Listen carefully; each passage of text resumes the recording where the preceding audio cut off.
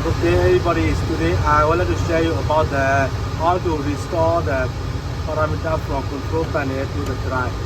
So this is the control panel. You put the bucket, you plug in, and then you can see the control panel. So you go to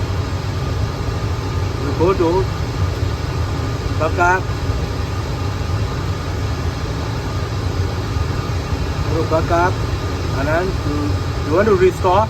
I want to restore the latest one. Latest one is the 31st July 2024. So I select the 31st July 2024. I select it, and then it will automatically restore all parameters.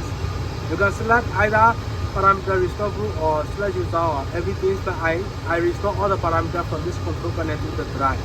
So I select. So you need to press the local. Here you see this one is the select is the in. And then here you can see the auto.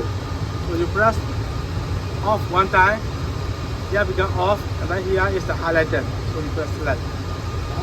So restoring setting to the drive.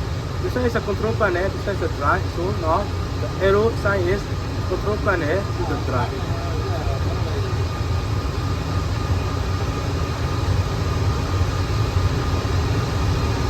This may take around 1 minute.